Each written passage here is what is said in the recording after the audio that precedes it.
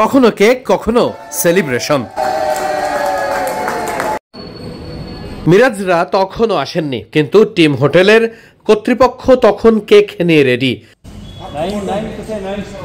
নাইম শেখ কিছুটা আগেই চলে এসেছিলেন, তাই তো নাইম শেখকে খুঁজে বেড়াচ্ছিলেন সবাই, আর দলের বাকি সদস্যদের অপেক্ষায় ক্যাপ্টেন মিরাজ।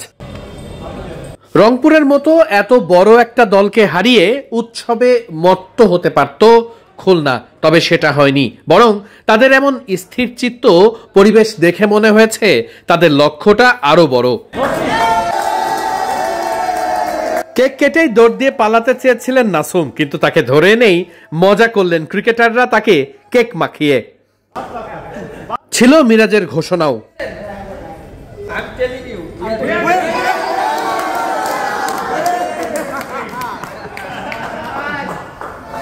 কেক কাটার সময় সবাই একটুখানি চিৎকার করে আনন্দ করার পালা, আর নিশ্চয়ই কেক কাটার জন্য ডাকা হয়েছে নাসুম আহমেদকে।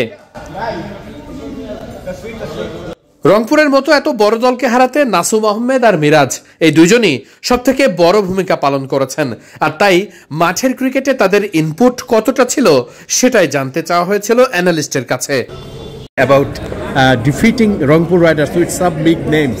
Absolutely. Look, this is a great feeling for us. After first game, when we lost very tight game, we grouped together and we thought we match up really well with them. So all the big names that came in this morning, we had a brief chat in our team meeting how we match up really well. And as you saw with our matchup against Wings, Russell and Tim David, we bowled brilliantly, and that actually put the game out of their reach, and we were very successful. Congratulations. টুকটাক celebration শেষ করে যার যার রুমে ফেরার পালা, কারণ ক্রিকেটাররা জানেন বিশ্রাম নিতে হবে, একদিন বাদেই তাদেরকে নামতে হবে সেকেন্ড কোয়ালিফায়ারে, আর সেখানে নিশ্চিত করেই তাদেরকে জিততে হবে।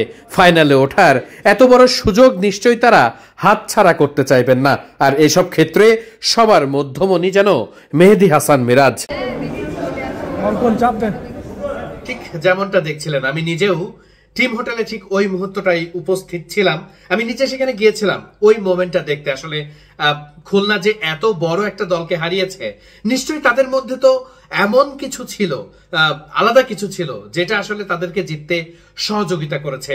সেটা নিজ চোখে দেখতে যাওয়ার একটা ব্যাপার ছিল। আমি প্রথমে ধারণা করেছিলাম যে মিরাজরা হয়তো বা খুব বেশি উৎসব করবে, এত বড় একটা দলকে তারা হারিয়েছে, তাদের মধ্যে ওই উত্তেজনা কাজ করবে, তারা এসে নেচে গিয়ে একেবারে অন্যরকম এক সেলিব্রেশন করবে। কিন্তু আমি আসলে সেটা দেখিনি, বরং অবাক হয়েছি তাদের মানসিকতা দেখে। তারা খুব শান্তভাবে টিম হোটেলে প্রবেশ করেছে।